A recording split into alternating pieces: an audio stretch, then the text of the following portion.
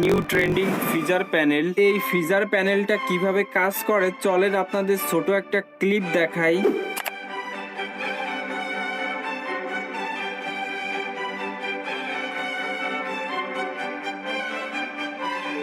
তো গাইস দেখছেন তো, ও শুধু ওই বাটনটা অন করছে, তারপর নেটটা স্লো হয়ে গেছে এবং ও এনিমিটাকে খুব সহজে মেরে দিল। তোমরাও কিন্তু চাইলে এখন থেকে এই বাটনটার মাধ্যমে এইরকম এনিমি মারতে পারবা। তো আজকে কিন্তু আমি বলবো এই ফ্রিজার প্যানেলটা তোমরা কই থেকে ডাউনলোড করবা এবং কিভাবে সেট আপ করবা। তার আগে গাইস, আমার অ্যাকাউন্টটা কিন্তু বর্তমানে অনেক ফ্রিজ হয়ে গেছে। তোমাদের কাছে একটা অনুরোধ, ভিডিওটা শেষ পর্যন্ত দেখো, তার সাথে একটা লাইক এবং যে কয়টা কপি লিঙ্ক করতে মন চাই কপি লিঙ্ক করে দিও। এই ফ্রিজার প্যানেলটা ইউজ করতে হলে কিন্তু আপনার লাগবে এই নেটউইং অ্যাপটা এবং দুইটা ফাইল। এই দুইটা জিনিস কিন্তু আমার ওয়েবসাইটে দেয়া রয়েছে, ওয়েবসাইটের লিংক আমার বায়োতে পেয়ে যাবেন। লিংকে ক্লিক করে আমার ওয়েবসাইটে যাওয়ার পর সবার উপরে লেখা দেখবেন ফ্রিজার প্যানেল, ওখানে চাপ দিয়ে ওর ভিতরে ঢুকে ওইটা ডাউনলোড করে নেবেন। ডাউনলোড করা হয়ে গেলে আপনারা এইখানে আসবেন, তারপর ওই ফেক লেখা ওখানে একটা চাপ দিবেন। এরপর দেখবেন আপনাকে আপনার ফোনের ফাইল ম্যানেজারে নিয়ে যাবে।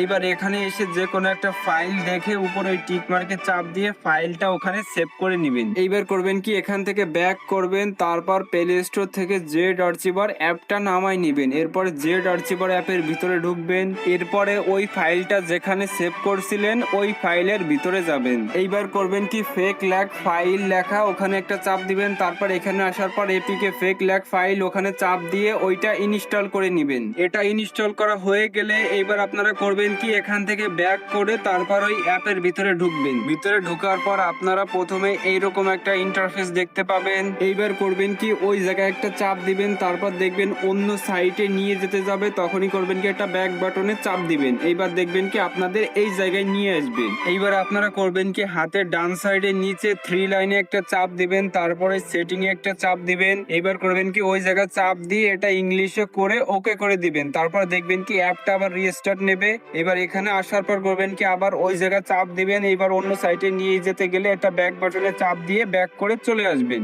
এইবার করবেন কি, হাতের বাম সাইডে নিচে ওই জায়গায় একটা চাপ দিবেন, তারপর করবেন কি ওই প্লাস আইকনে একটা চাপ দিবেন। এইবার ইম্পোর্ট কনফিগ ওখানে একটা চাপ দিবেন। এবার দেখবেন কি আপনাকে আপনার ফোনের ফাইল ম্যানেজারে নিয়ে যাবে। এখানে আসার পর করবেন কি, উপরে ওই 3 লাইনে একটা চাপ দিবেন। এবার একটু নিচের দিকে স্ক্রল করলে নিচে জেড আর্চিভার লেখা দেখবেন, ওখানে একটা চাপ দিয়ে জেড আর্চিভারের ভিতরে আসবেন। এইবার এখানে আসার পর ফেক ল্যাগের ফাইলটা যে ফাইলে রাখছিলেন ওই ফাইলে একটা চাপ দিবেন, তারপর ফেক ল্যাগ ফাইল। এইবার এখানে আসার পর ওই যে নিচে যে দুটো ফাইল রয়েছে ওই দুটো ফাইল থেকে যে কোনো একটা ফাইল সিলেক্ট করবেন। এইবার এখানে আসার পর করবেন কি, উপরে ওই যে ইউজ লেখা ওখানে একটা চাপ দিবেন। এইবার করবেন কি, ওই জায়গায় একটা চাপ দিবেন, তারপর করবেন কি ওই স্টার্ট লেখা ওই স্টার্ট একটা চাপ দিবেন। এবার ওকে তে চাপ দিবেন, তারপর দেখবেন কি আপনাদের এই জায়গায় নিয়ে আসবে। এখানে আসার পর ওই অ্যাপটাতে একটা চাপ দিবেন, তারপর পারমিশনটা অ্যালাউ করে দিয়ে এখান থেকে ব্যাক করে চলে আসবেন। এরপর যদি স্টার্ট বাটনে চাপ দেন, তারপর ওকে তে চাপ দিলেই কিন্তু এই অ্যাপটা অন হয়ে যাবে।